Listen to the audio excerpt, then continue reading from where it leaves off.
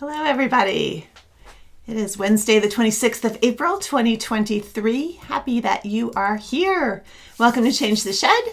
If you haven't been here before, welcome. This is where I screw around with tapestry weaving in my studio and you get to see me weave.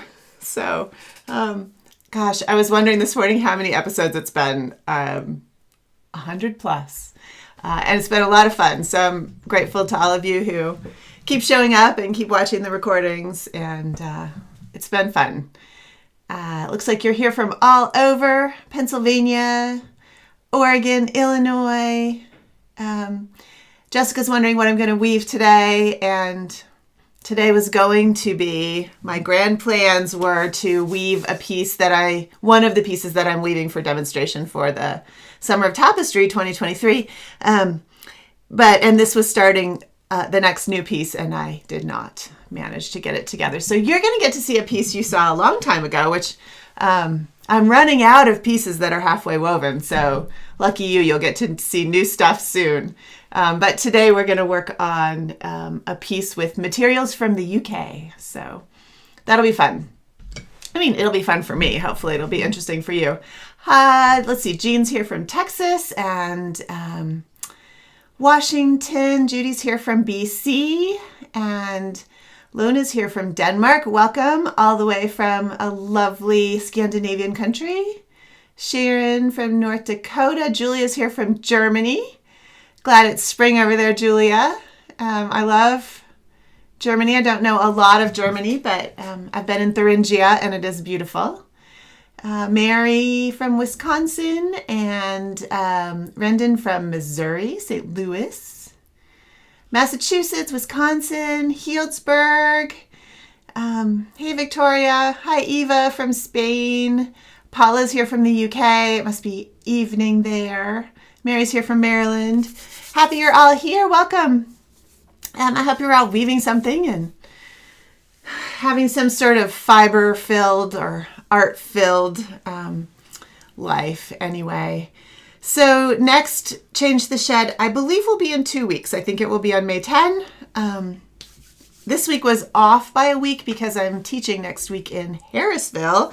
Pretty excited to go back to New Hampshire. So you'll probably see something on the blog about that. And I'm going to teach basically a foundations workshop in Harrisville. So that's going to be really fun. Beautiful place. If you've ever been through Harrisville, New Hampshire, or if you're ever going that direction, you should stop.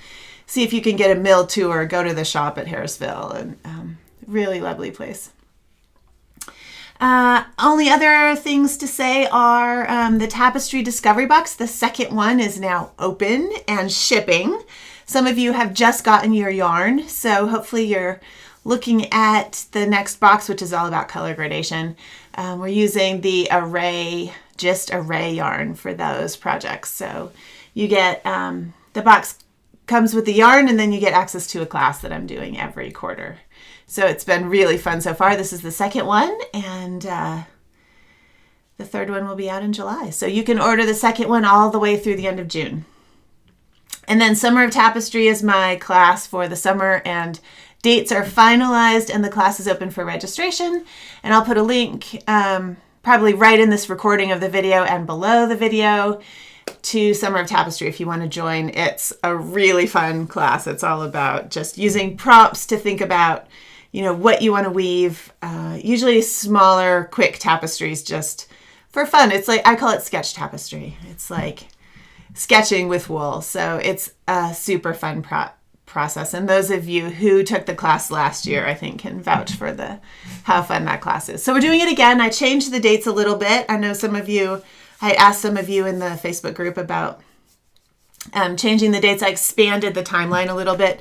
There's still just 4 prompts, and the first one opens on June 2nd. The preliminary information opens May 27, so you still have some weeks. And then the last get together for that class will be in the middle of July. So we have about 8 weeks total to do that. And of course, you can work on it as long as you want to. Yeah, great. Yeah, some of you are saying your boxes have arrived, and that's great. Deb and Marlena said theirs have just come. And Jessica also. So excellent. Great. Enjoy those, you guys.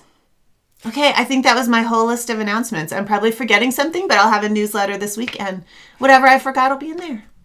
If you don't subscribe to my newsletter, there's a link below the video, the recorded version of the video, and definitely do that so you find out what is going on. Awesome. Yeah.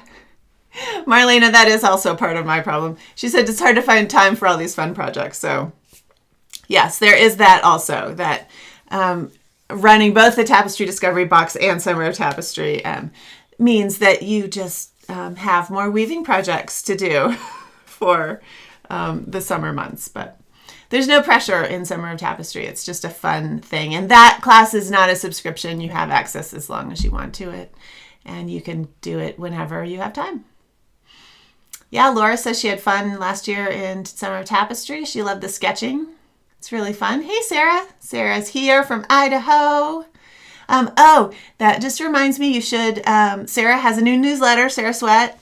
Y'all, if you haven't jumped back on board, she is back in the land of writing, and she's doing a Substack newsletter called I almost called it the Gazette. That's not right, is it? Oh my gosh, my brain is not working today. You should sign up for her newsletter. It's really fun. There was one yesterday, a field guide to needlework.com. A field guide to needlework.com. I'll put a link in. Mary Lou's box came. Oh, Anna's here from the UK. Hooray! Anna reminds me that in May they have Louise Oppenheimer on their interview schedule. I'm so excited. I think it's the 20-something of May. So look at Tapestry and Conversation. Because Louise Oppenheimer, I can't wait to hear from her. I think she does amazing things. I just love her sense of rhythm and stuff. The Gusset. Thank you, Marlena. That is Sarah's newsletter. It's called The Gusset, which is perfect title. Not The Gazette. Thanks, Sarah. Here, this is how you spell it. Oops. The Gusset. It has 2 S's. I'm also a horrible speller. I inherited that from my father. So that's my excuse. I do try, but it's a good thing I live with an editor, because otherwise, whoo, things would be even messier than they are. And some of you are also good editors, so I appreciate it when you catch all my mistakes and let me know too. Awesome. Yeah, Sarah says thank you for reading and knowing the name. So thank you for reading. It's so fun. It's a really fun newsletter. Awesome. Yeah, lots of fans here of the Gusset. So get on board. She has a free version, and you're welcome to support with a paid version, which is my recommendation, because the writing is fantastic. And that's what Substack's all about. If you don't know about Substack, it's a thing for writers. Basically, they will write usually a weekly thing, and just something that you get in your inbox. It's a really great way to support an artist, and the writing is fantastic. I follow several people on Substack, and it's one of my favorite parts of the week is just to read those. They're not newsletters, they're essays or other kinds of writing. 24th of May, thanks, Anna. Louise Oppenheimer is on the see if I can get my little thing to work. 24th of May. So she will be doing Tapestry and Conversation.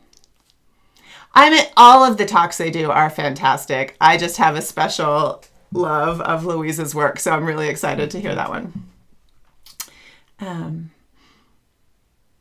Awesome. Okay, so what I have today for weaving, and hopefully you all have something to weave or whatever. I'm weaving on this. Here, I'll show you I'm weaving on this project, and I have the camera set, so I don't really want to zoom out again, but this is on, if you remember, the frame loom that I got from Weaversbazaar, and it's made by Andrew Dickinson, I think. Really nice frame with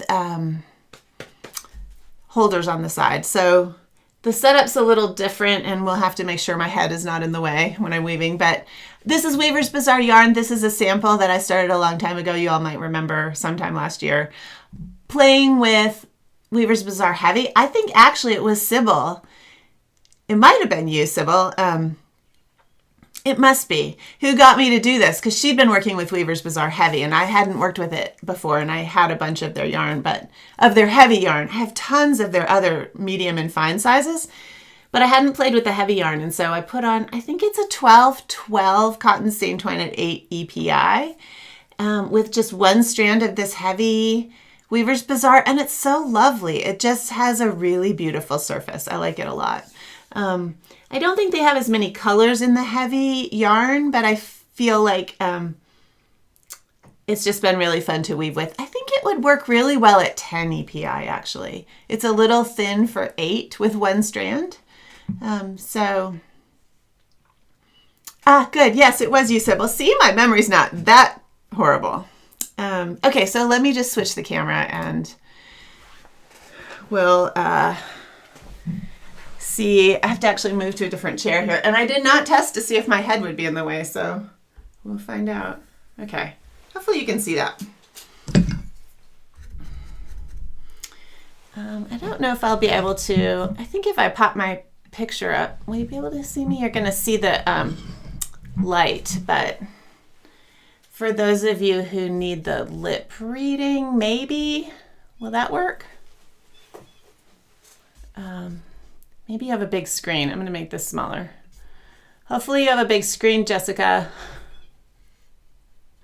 Okay. So I am just playing here, but I'm using Weaversbazaar Heavy, which is, this is called Vivid Purple. And I've also got this yellow color here. I was thinking about finishing this with just these two colors. My goal is just to play with this yarn and see if I like it. This is just one of those sample exercises that is a lot of fun. When I put this warp on, oh, you can't actually see that. This is not in the middle of the, here, I will change it so you can see it.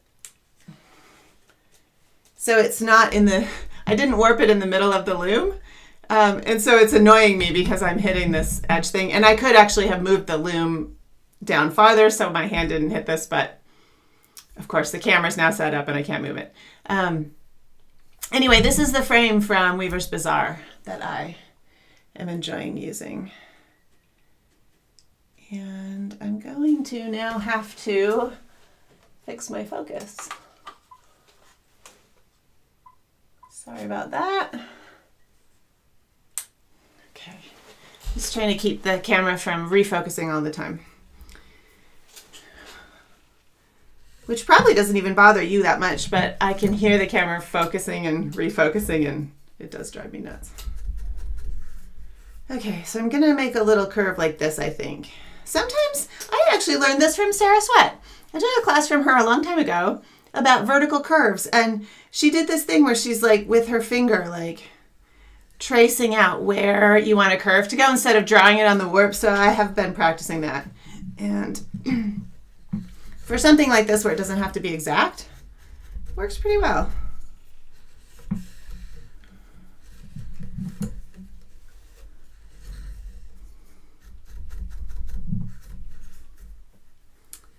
Let's see.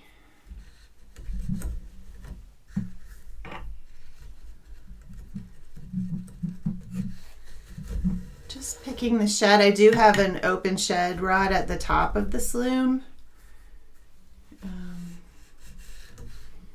And then picking the other ones. I am also amazed at how much easier it is to pick the shed if you use a thicker warp.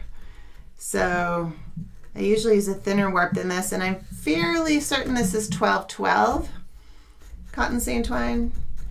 And I usually use 12-9 or 12-6. 12-6 is half the size of 12-12. But boy, it's a lot easier to pick the shed when the warp is thicker. As you can see, this weft is a little thin for this set. Can you see that? Yeah. But it looks really pretty. So that's a plus. Oh yeah. Also, if I move this, I might be able to see what your questions are. Sorry about the light here. Maybe I can do this.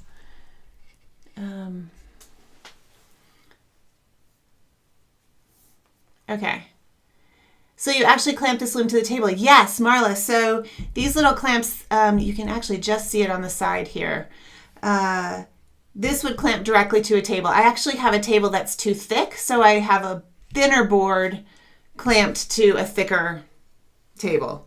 But yes, you clamp it right to the table. And it, you can rotate it so the whole thing can tilt, which I really like. This table is a little bit high, and so I'm actually sitting on a pillow. I need to get a adjustable drafting stool for down here. I think would be a really good addition to this part of the studio.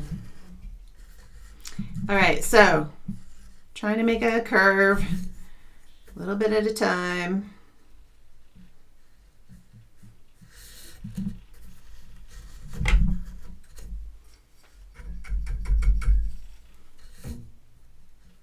See how I went from, I was picking the shed and then I just went right back to using the shed stick. Doesn't really matter. Some of you would be using a bobbin for this. I like this little shed stick that Stephen Willett made because it has the little teeth on the end and I can use that for beading.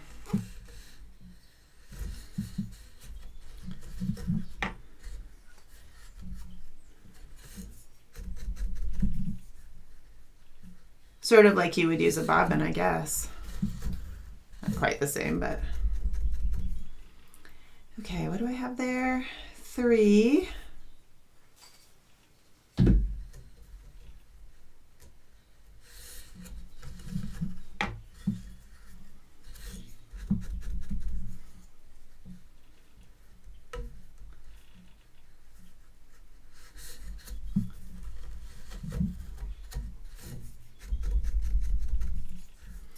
I'm going to bring this down.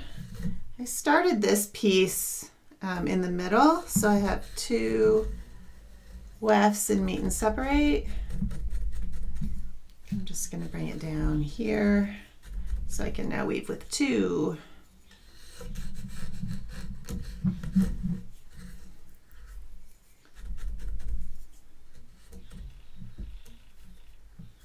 I've got 2 there. Let's do 3.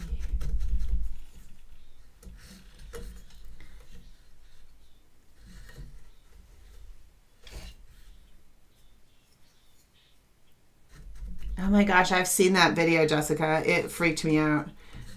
She said she once saw a video where the weaver had like filed little teeth into their fingernails and then would use their fingernails like this to... It gave me the willies because the thought of having rough nails like that for every other part of my life just... whew! It's like fingers on a chalkboard. It just makes me feel like, oh my God. It's horrible. That's what I felt like when I watched it. I remember watching that video because I thought, no way would I ever do that. But tools, if they were fake nails, maybe that just slipped on or something and you could take them off, perhaps. But okay, let's see. Let's experiment. Let's go back to picking. I'm so not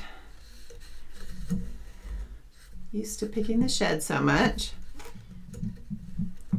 But it works really well on this loom.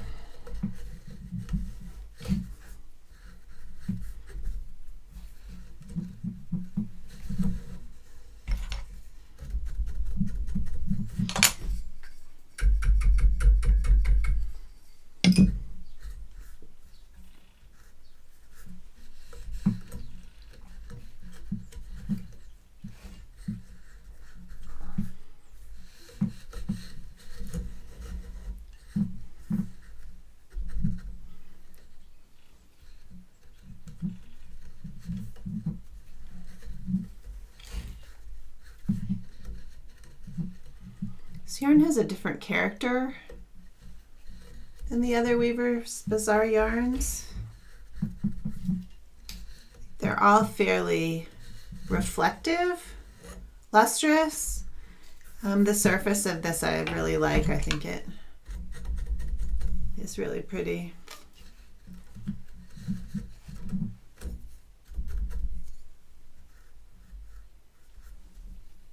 Okay, I'm gonna flatten that curve out. Here's my little thing. I want the curve like this, so let's move over.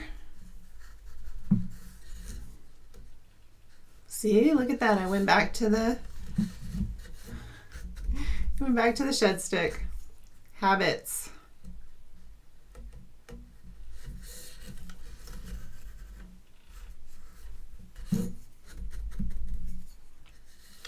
Open shed. Oh, yeah, let's go one more here.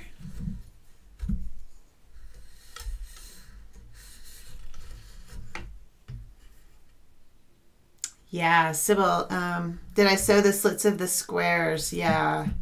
So I did that last night. I didn't think you wanted to watch me sew slits again. These are all sewn. There are 1, 2, 3, 4 sewn slits there.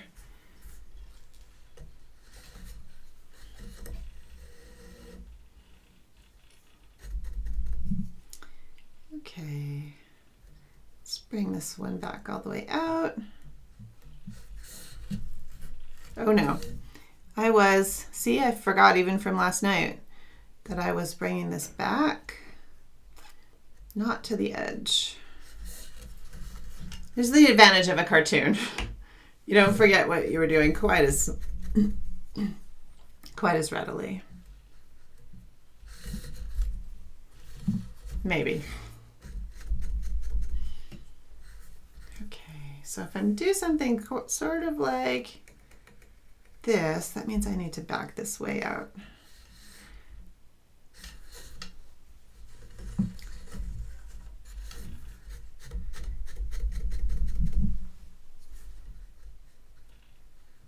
And I'm going to put in some more of these dotted lines, but I'm going to use this brighter yellow. These were just colors. These are all the colors I have of this heavy. And I don't know why. I must have bought a pack of them at some point. I don't know why I chose those, but they sure are pretty. Thanks, Weaversbazaar.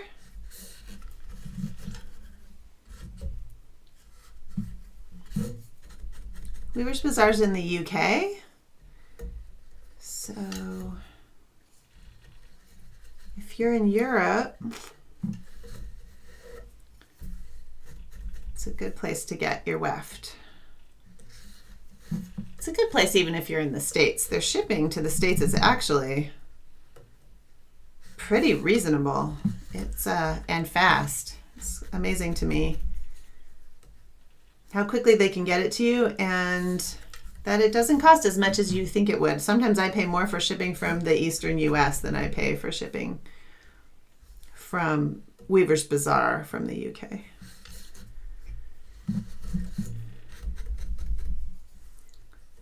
All right, where am I going with this?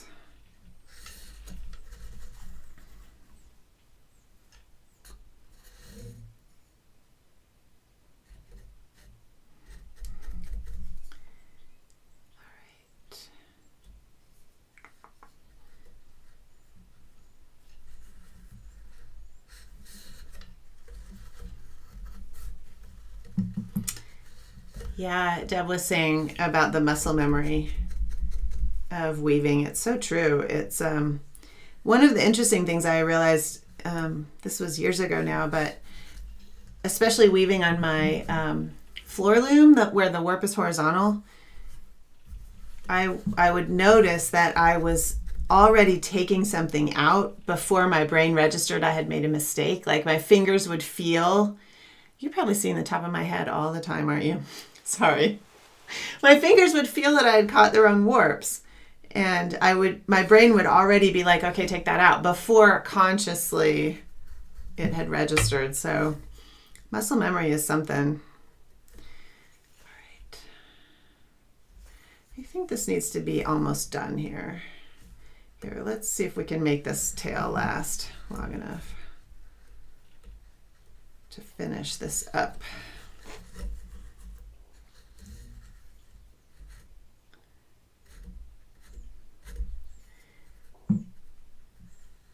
Yeah, Marlena says she always gets her yarns in the US in about a week from the UK. So that's been my experience too, that they come really quickly.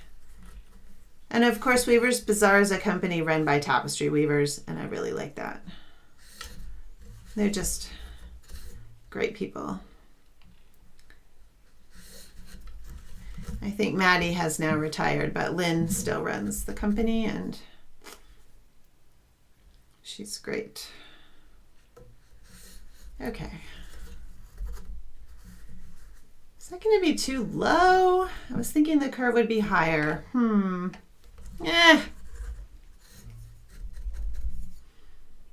We're just going to go with it.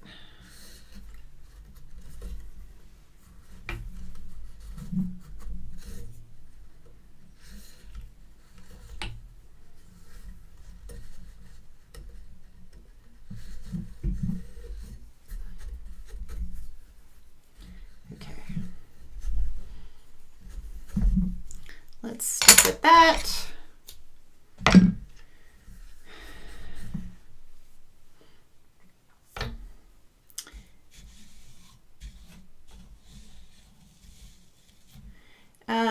That's a great question, Marla. Am I planning each section as I go? Yeah, this whole project was just playing with, like, it was just a sample. So I don't actually have, after I did this hill, I didn't actually have a plan, and I thought, well, I'll just weave some of the other colors I have.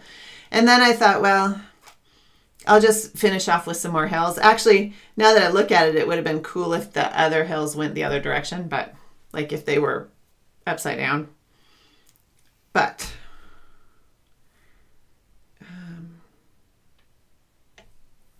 trying to remember what I did before, but who knows. So I'm just winging it. This was only ever intended to be a sample. Wow, sorry you guys, you probably can't see anything I'm doing. I'm just realizing that my head is in the way.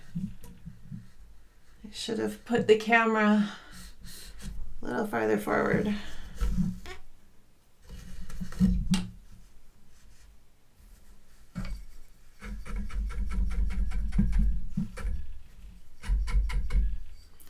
All right. And I'm looking at, this will be like a little half pass line. And it's covering this warp. So I also want it to cover this warp. So I'm going to pigtail this.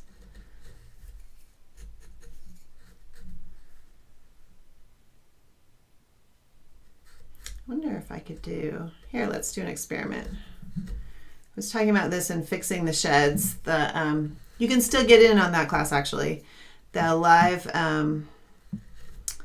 course about shedding is running, and the second okay, and it has to go over this one. I think that will work. I don't usually do floats like that. But for this, it kept the tail away from the edge. Okay, that was just an experiment. Yeah, so I don't know, Marla. I didn't know what I was doing when I started.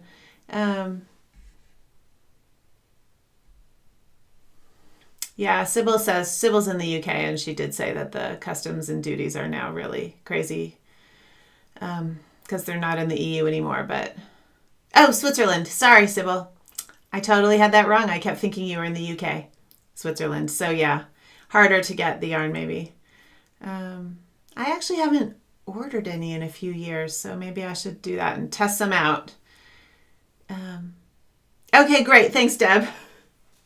My head's mostly out of the way. That's great. Sorry, you know how I worry about these things. Okay. How am I going to do this?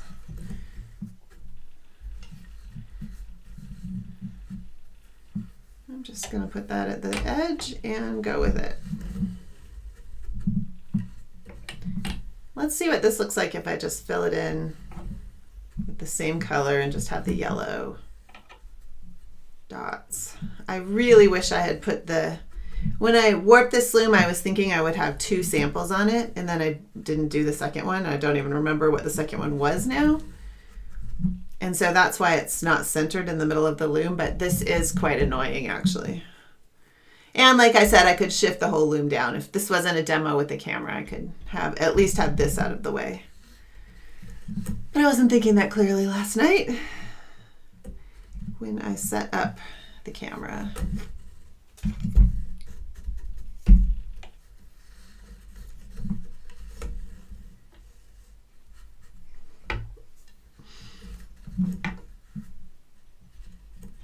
It would be easier. I pick with my left hand, so it'd be easier to pick the shed if this loom wasn't so close. The clamp, it's actually the clamp I'm running into.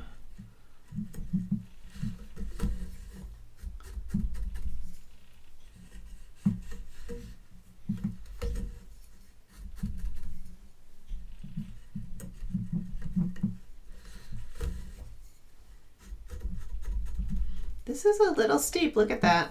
It's a little bit, the curve is a little bit steep to do what I did there, but we'll see how it looks. Well, I guess I need a plan for the next curve, huh? What should I do? What if I did something that went like this? That'd be fun.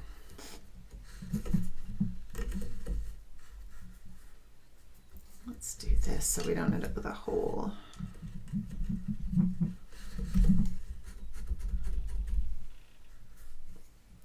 Float's a little bit long there, but I suppose it'll be all right.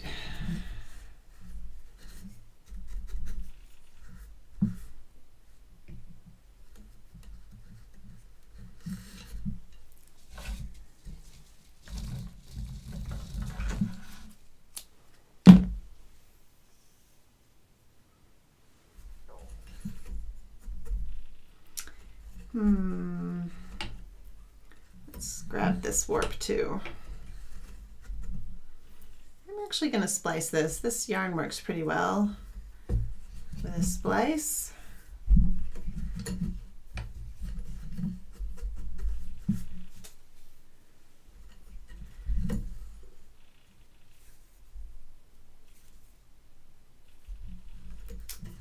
Maybe. Quite a lot thinner than Harrisville Highland, which is what a lot of you have seen me use for teaching beginning stuff. This yarn is a fair bit thinner. I can't remember the yards per pound, but the thicker warp helps fill up the space so that you can weave with one strand.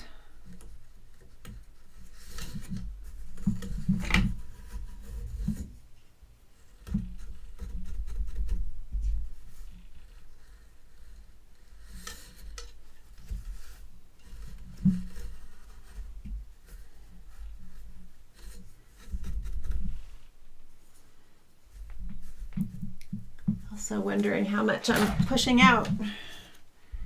Measuring your width a lot is really helpful. It's just, is that 4 inches? 4 1/4 and 1/8, 4 3/8. Oh, it's about perfect. It just seems like it's an optical illusion. It's often really hard to tell if you are getting wider, because your brain is interpreting what's happening as, to me it looks like it's gotten a lot wider, but when I measure it, it's the same width, which is an interesting thing. Makes you wonder whether what we perceive is ever what's actual. Like, what is the world really, or what is just perception? Who knows? Not even science knows.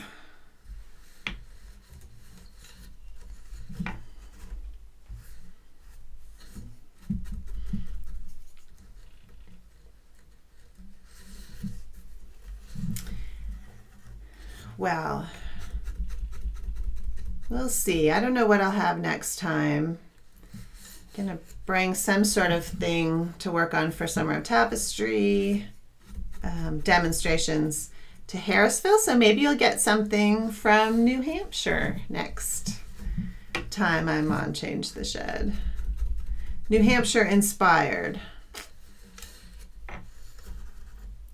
I'm hoping it will be spring and not freezing or raining. And we'll take what we get.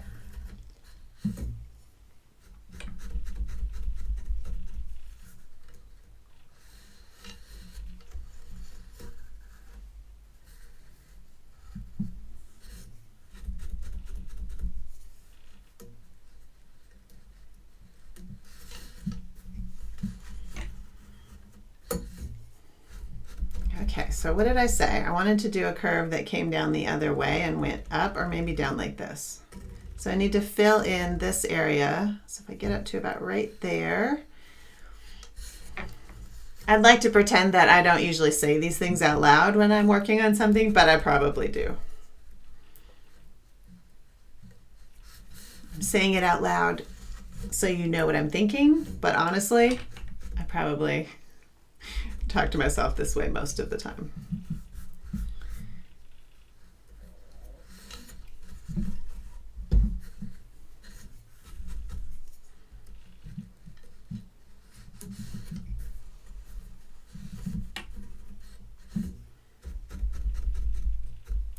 Yeah, astigmatism. That makes everything look off. I have a little, I mean, I think a lot of us have some level of astigmatism, but I think they can correct it with glasses to some extent. Obviously not for everybody.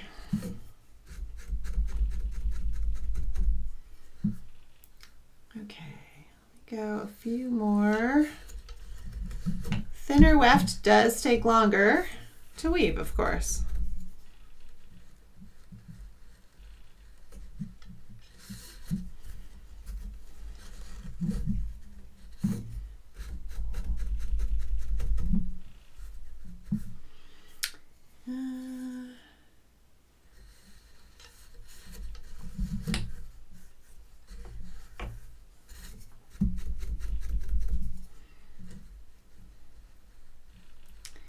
I did a workshop about tapestry yarns last year. I'll run it again sometime this year, later in the year, but I'm slowly working on my, I clearly did not manage to turn that back to manual. Sorry, y'all.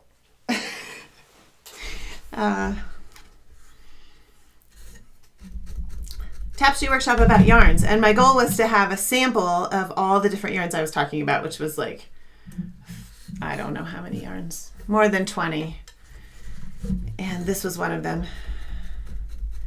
Clearly did not happen for that workshop, but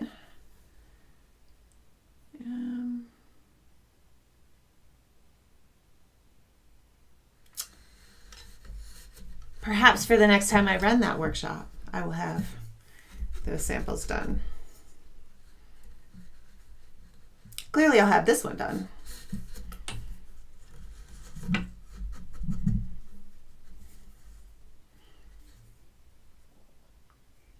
That workshop is always open if you ever just want to take a class about, if you just don't know what weft yarn you want to use. It's always open. It's in my Pathright.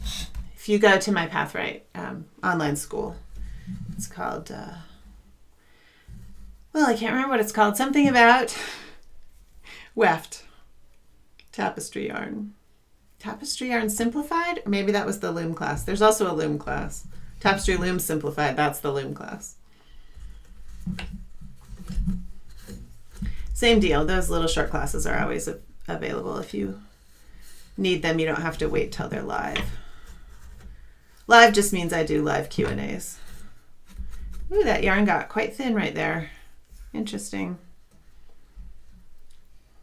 Also, I'm having so much fun, I'm going to lose track of what time it is. So. My apologies.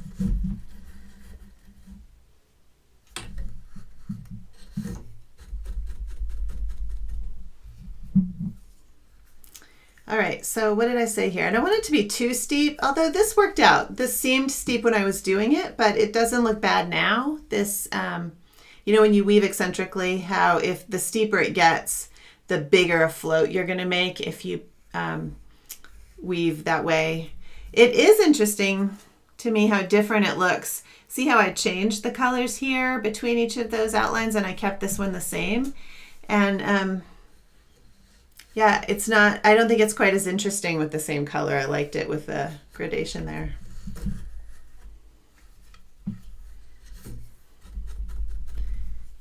So that may be a sign that the end of this piece is in sight. It's just going to go in a pile of samples for teaching. So, but it's a good example of Weaversbazaar heavy. I think they used to have 2 different weights. This doesn't.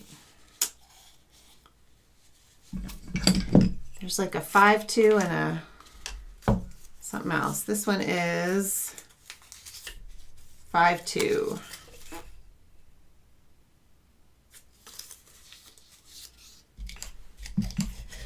Anyway.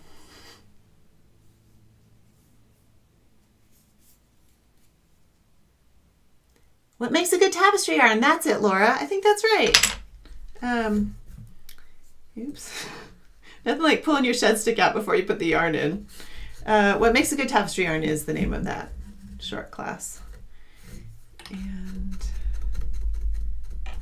thanks, Deb. Deb said I'm good at taking questions even if the class isn't live. That is true. That is my goal with teaching, is to make sure that you can get your questions answered no matter when you're taking a class. There are times when I am away from the internet and I don't answer for a while, but usually a few days, unless I'm hiking a long trail, and then you might have to wait a little longer.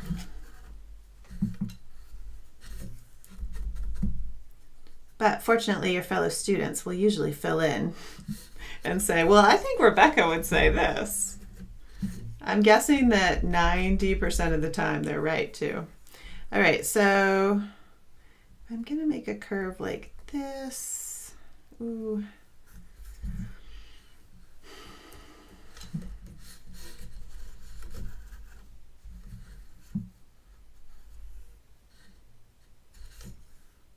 Well, that's a good question, Natasha. What's the difference between Array and Weaversbazaar? This particular Weaversbazaar Heavy reminds me more of the Array. It's quite a bit thicker than Array, but it has more of the little bit fuzzier characteristic. Do I even have? Oh, of course, I cleaned up all my Array yarn and I don't have any right here. It's in the other room. But this heavy yarn is closer to what the Array is like than the other Weaversbazaar yarns. The fine and medium are much more tightly spun, and they're very worsted. They're very smooth, and they're quite, I wouldn't say they're shiny, but they're more reflective than the Array by a little bit. It's a minor difference, but the Array is also is a little bit reflective, but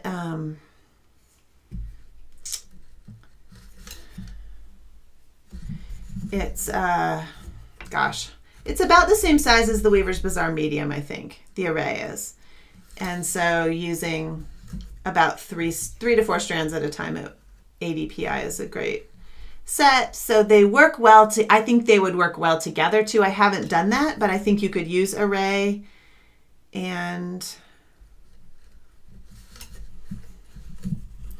I don't know where I'm going with this. I think you could use Array and Weaversbazaar, like Array and Weaversbazaar Medium are even fine together in a weft bundle, and they would play really well together. They're quite similar yarns. The sizing is different, but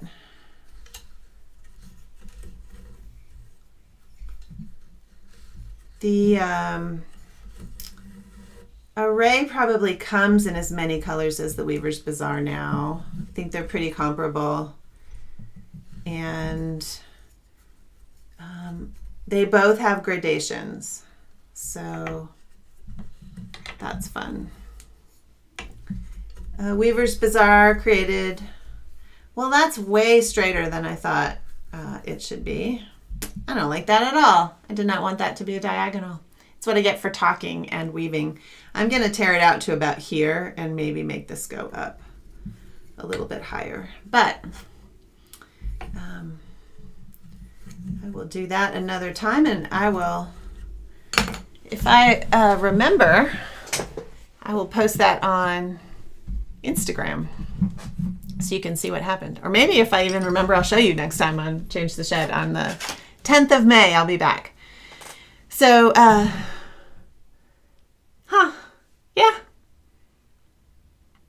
I don't know. I don't like what I did today on that, but that's just what happens sometimes. And also I didn't have a plan, so there's what happens when you don't have a plan, maybe.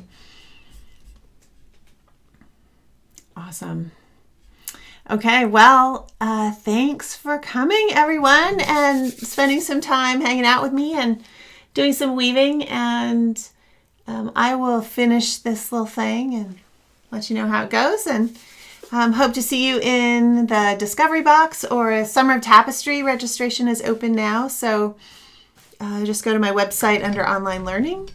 And that class opens on May 27 with some preparation week. So most of the class is in June and early July. Oh, thanks, Susan. Yeah, I actually keep forgetting that. I haven't flown for a while, so actually that's not true. I flew in February, but still nervous about flying just because of all the COVIDs and all the things. But I will wear my mask in the airport and I will not get COVID and all will be fine. Thanks, everybody. Have such a great day. Keep weaving. Post what you're weaving if you want to use the hashtag changetheshed. If you post that on whatever social media you use, that would be awesome. And sometimes if I see it on Instagram, I will repost it on my stories. So that's always fun to see what you've woven. And it's been a great time. I will have something else next week, and I will remember to show you what happened with this one. Bye, everybody.